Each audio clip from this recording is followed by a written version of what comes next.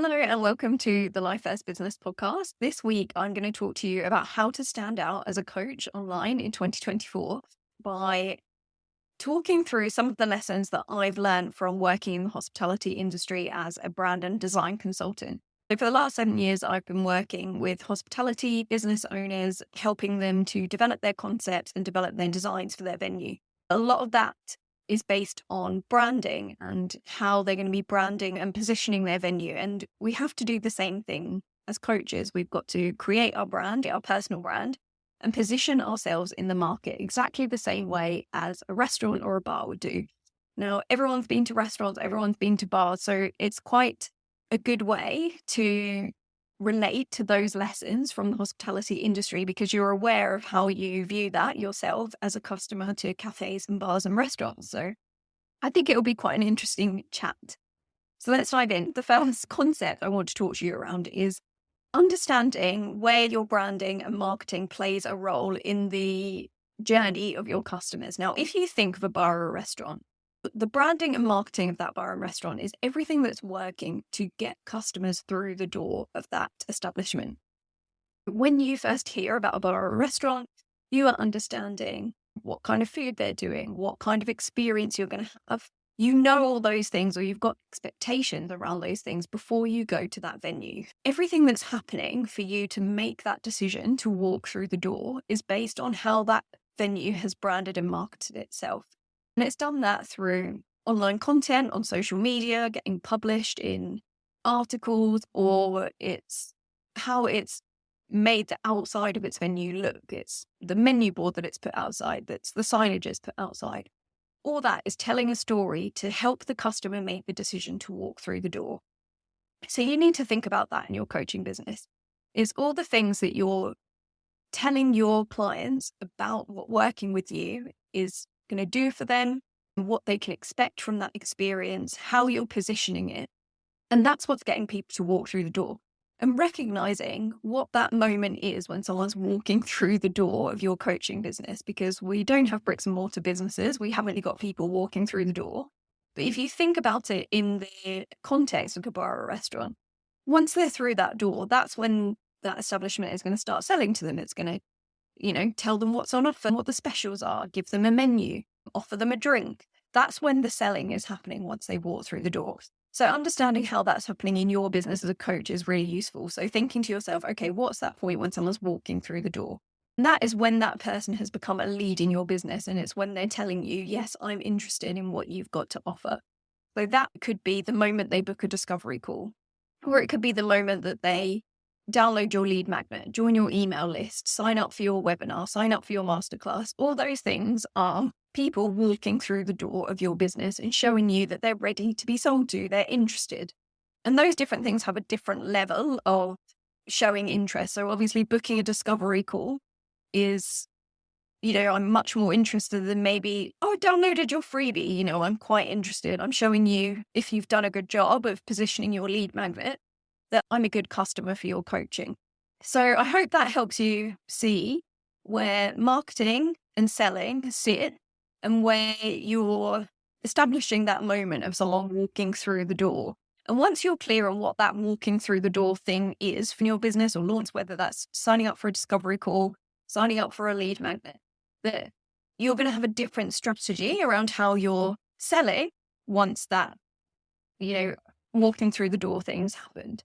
It's going to be much more direct if they're booking a discovery call than if they're on a lead magnet. Then you're still going to probably needing to warm them up a bit. Like they're more likely to just walk out again. They're coming in for a look and they haven't quite decided yet. Whereas if they're booking a discovery call, that's more like someone sitting down at the table. Okay. So some good analogies for you there on that journey of a customer and how they're going from a stranger that's never heard about you to being an interested client. Okay. So then how can we stand out? How do bars and restaurants stand out and make people think, I'm going to come here and visit you? So the first thing is deciding on what their position is in the market. Are they a fine dining establishment? Are they a fast casual restaurant? Are they serving daytime customers? Are they a nighttime establishment? All of those things are positioning them in the market and then against their competition. A cafe that's selling brunch and coffee isn't trying to compete with a fine dining a restaurant that does a degustation menus. You can see they're completely different positions in the market. You want to be standing out against the people that are positioned similarly to you, so the other cafes out there. So deciding where you sit in the market and positioning yourself correctly, deciding who the customers are that are going to be interested in what you have got to offer. Okay, and then next is developing a brand that's going to stand out and doing all the things that we do to underpin a brand the same way that you would for a bricks and mortar business as you would for coaching business.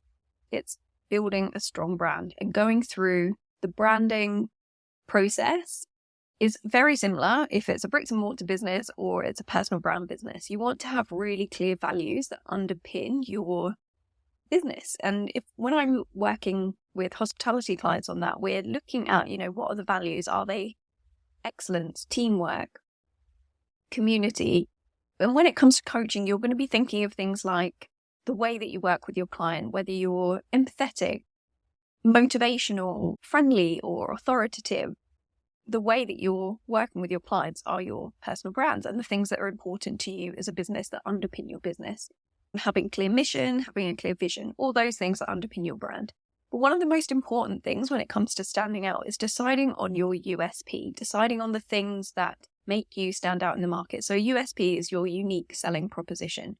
When it comes to bars and restaurants, these things might be a specific type of menu, a particular cuisine, the design of their venue, or the type of rituals and events inside the venue. It's really important for them to have something different to the other people that they're competing against, to make people think that they're going to make the decision to go there because it stands out. In the same way, you want to become known for something in your coaching business. So you want to have a unique selling proposition and getting really clear on what that is.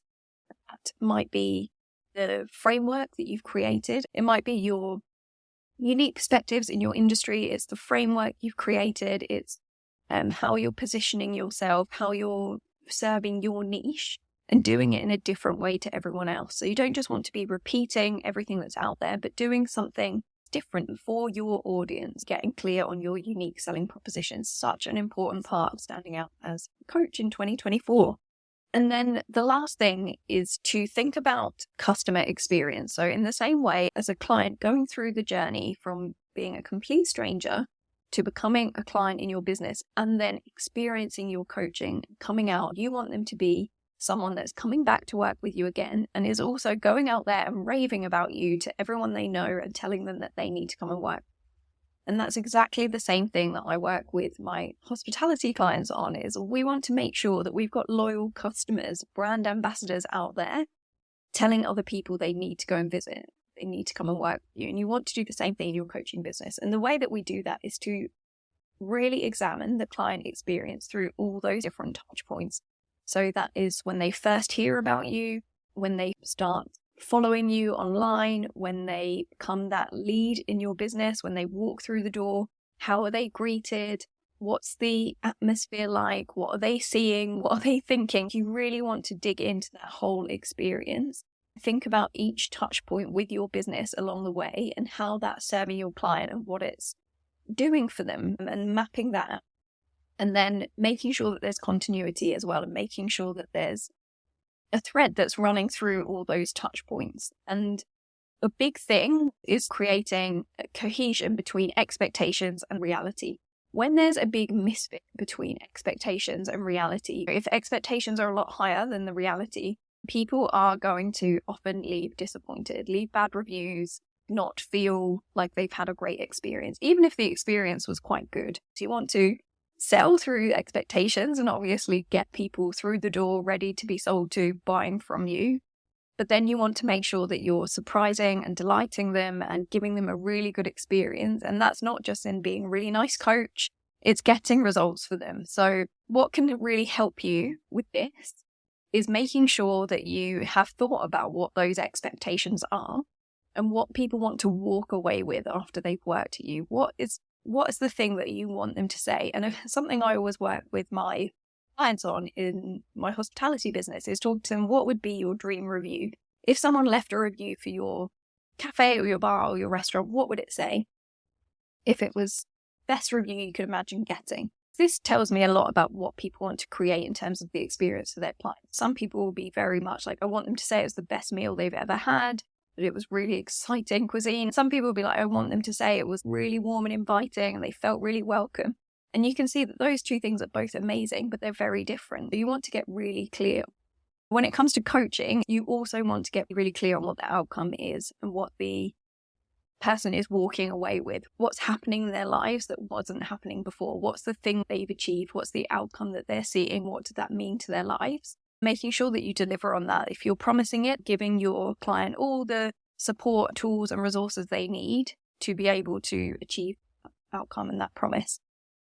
I'd also do something with my clients, a street to seat audit, where we'd look at like how their brand is appearing at every different stage of someone experiencing their venue. So what they're seeing from the street as they walk through the door, at the table, what they're seeing when they're at the bar, what they see when they go to the bathroom, making sure all those things are on brand and working together. And you want to do that same thing in your business as well, that there's continuity through each of these touch points in your business. A really good exercise to do is to map that out, to map the journey of a client, like what's happening, where are they discovering you? What's happening when they first start digging into your business and your content, looking at your social media or visiting your website, and what's happening when they call with you, download their lead magnet, and really go through that journey. Think about what's going on for the client each stage that they move through your business, and examine the customer experience. So I'll just run over those 4 lessons again. So you want to get really clear when a person is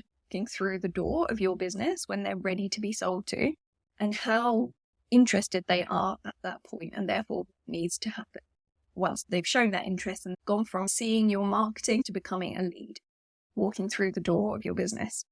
And then you want to get clear on how you're positioning yourself in the market, what kind of business, coaching business you are. Work through that branding. So all the usual things, your values, your mission, your vision, but getting really clear on those USPs. What are your unique selling propositions as a coach? And then working through that customer experience and thinking about how that journey from stranger to client to raving fan of your coaching business, what's happening and what's that journey of that client, and how is there continuity, and how are you balancing those expectations versus reality once someone's working with you? How can you ensure that they leave happy, satisfied, and wanting to go and rave about you and telling everyone else and sign up for your coaching offers or visit your business? I hope that that's given you a different perspective on how to think about branding yourself as a coach and how to stand out in 2024. The unique selling propositions are really important. Getting clear on that outcome, and then getting clear on how your branding and marketing is getting people through the door, ready to be sold to, and how you're going to sell to them. If you're a brand new coach, some of these concepts of branding, marketing, and positioning can be confusing. I think I'll probably do an episode breaking down what we actually mean when we talk about these different things in a bit more detail. But I hope this has given you some ways to relate it to an industry you're probably very aware of as a customer, and therefore be able to understand how those things come into your coaching business. So I hope that's given you some good starting points to go and apply these things in your business. And don't forget, if you haven't already, to go in and download my 1-page client attraction blueprint, especially for coaches. That's going to talk you through the 7 steps you need to work through to go from 0 clients to filling your wait list. It comes with a free mini training as well, talking you through exactly how to use it to map out your whole business sales and marketing strategy in 1 page, so you've got a clear idea of exactly what steps you need to take. So if you haven't got your copy of that yet, head to the show notes and download it. And I'll speak to you next week. Take care.